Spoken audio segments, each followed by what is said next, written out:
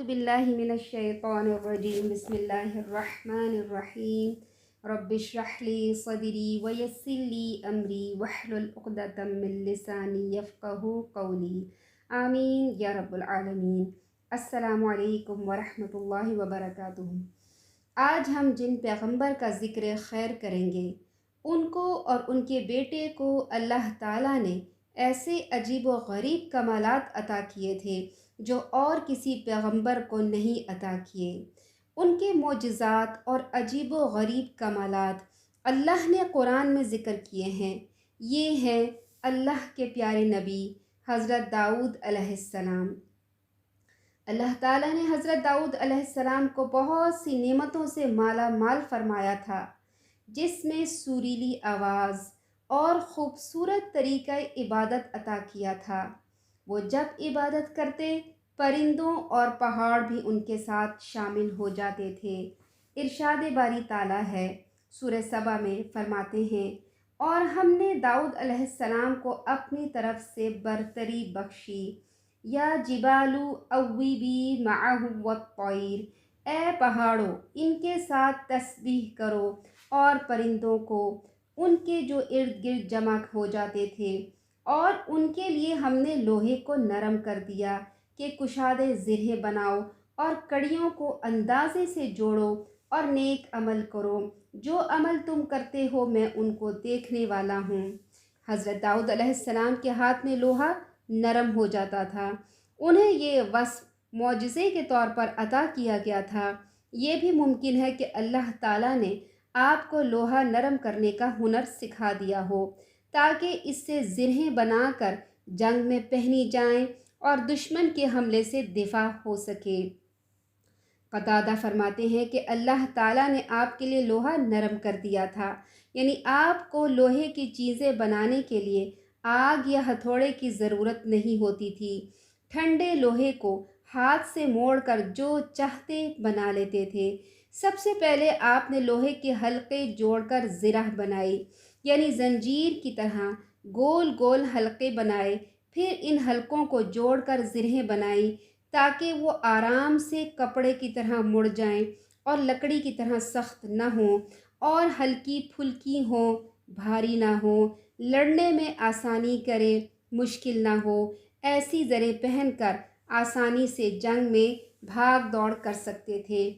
ان سے پہلے بچاؤ کے لیے لوہے کے تختے استعمال ہوتے تھے زروں میں۔ ابن شوذب کا کہنا ہے کہ آپ روزانہ ایک زرہ بنا لیتے تھے جو 6000 درہم کی بک جاتی تھی۔ رسول اللہ صلی اللہ علیہ وسلم نے فرمایا، اللہ کے نبی حضرت داؤد علیہ السلام بھی اپنے ہاتھ کی کمائی کھاتے تھے۔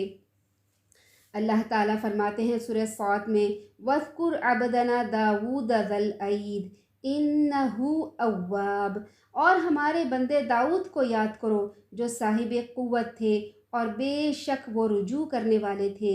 ہم نے پہاڑوں کو ان کو زیر فرمان کر دیا تھا کہ صبح شام ان کے ساتھ اللہ کا ذکر کرتے تھے، اور پرندوں کو بھی کہ وہ جمع رہتے تھے، سب ان کے فرما بردار تھے، اور ہم نے ان کی بادشاہی کو مستحکم کیا اور ان کو حکمت عطا کی اور جھگڑے کی بات کا فیصلہ سکھا دیا۔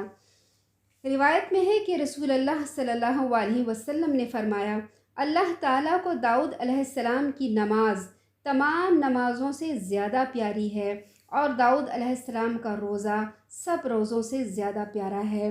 آپ کا طریقہ عبادت یہ ہوتا تھا کہ آپ آدھی رات آرام کرتے تھے، تہائی رات یعنی 1/3 حصہ رات کا قیام کرتے تھے، یعنی کھڑے ہو کر عبادت کرتے تھے، پھر رات کے چھٹے حصے میں پھر سو جاتے تھے، اور آپ ایک دن روزہ رکھتے تھے اور ایک دن روزہ نہ رکھتے تھے، اور جب کبھی دشمن سے سامنا ہوتا بھاگتے نہیں تھے، بہادری سے جہاد کرتے تھے۔ اللہ تعالیٰ نے فرمایا، إِنَّا سَخَّرْنَا الْجِبَالَ مَعَهُ يُسَبِّحْنَ بِالْعَشِيِّ وَالْإِشْرَاقِ، ہم نے پہاڑوں کو ان کے تابع کر رکھا تھا، اس کے ساتھ شام کو اور صبح کو تسبیح خوانی کرے۔ اللہ تعالیٰ نے آپ کو بے مثال عمدہ آواز عطا فرمائی تھی۔ جب آپ ترنم کے ساتھ زبور کی تلاوت کرتے تو اڑتے ہوئے پرندے رک کر آپ کی نغمگی اور تسبیح خوانی کا ساتھ دیتے۔ اسی طرح صبح شام تسبیح خوانی کے وقت پہاڑوں کی گونج بھی آپ کا ساتھ دیتی تھی۔ امام اوزاعی فرماتے ہیں کہ حضرت داؤد علیہ السلام کو اتنی پیاری آواز دی گئی تھی کہ جنگلی جانور اور پرندے آپ کی تلاوت سن کر آپ کے ارد گرد جمع ہو جاتے تھے۔ پرندے اڑنا بھول جاتے تھے، مویشی چرنا چھوڑ دیتے تھے، وحشی جانور چپ چاپ بیٹھ جاتے تھے اور پھر آپ کے ساتھ مل کر تسبیح کرنے لگتے تھے۔ حضرت وہاب کہتے ہیں جو بھی آپ کی آواز سنتا وہ جھومنے لگتا۔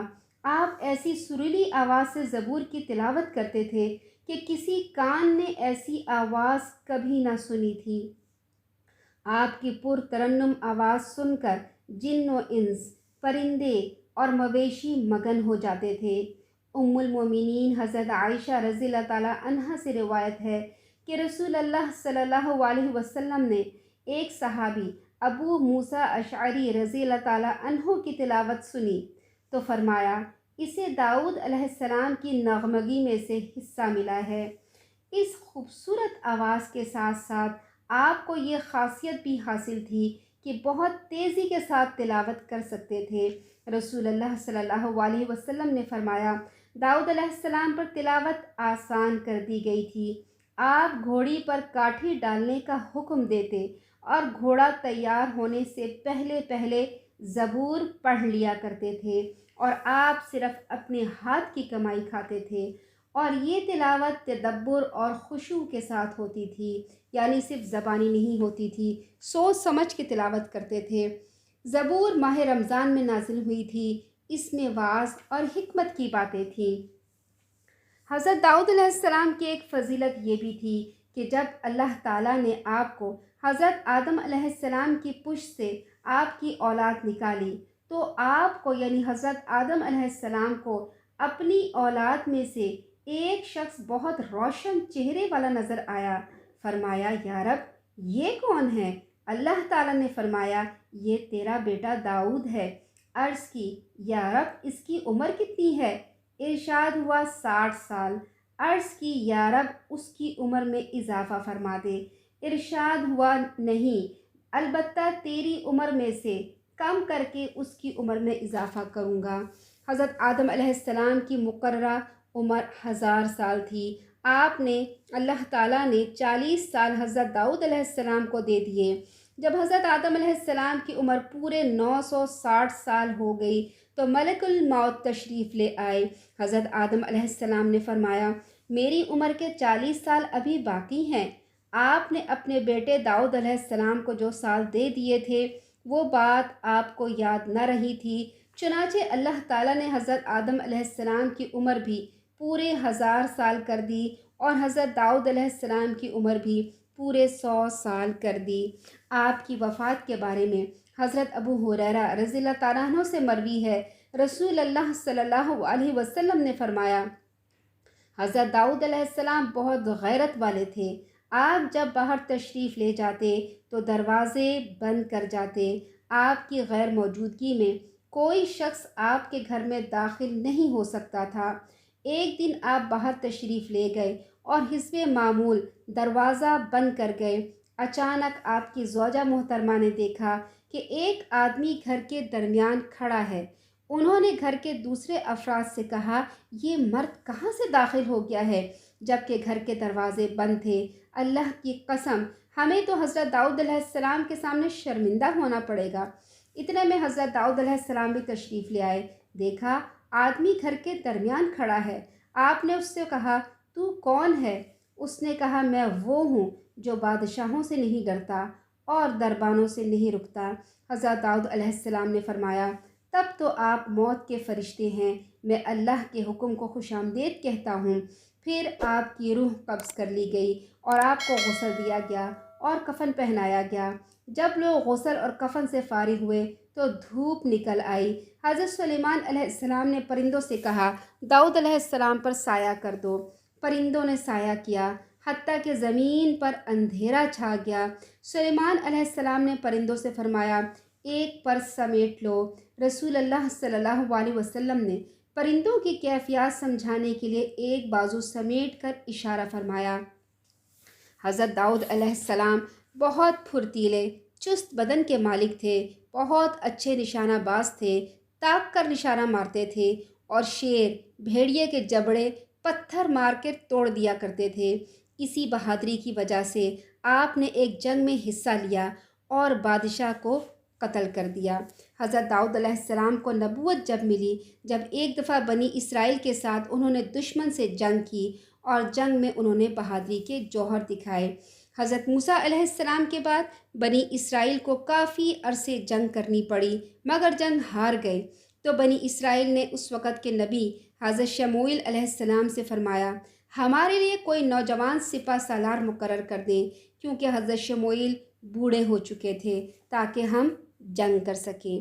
سبحانک اللہم و بحمدک، نشہد ان لا الہ الا انت، نستغفرک و نتوب الیک۔ السلام علیکم ورحمۃ اللہ وبرکاتہ۔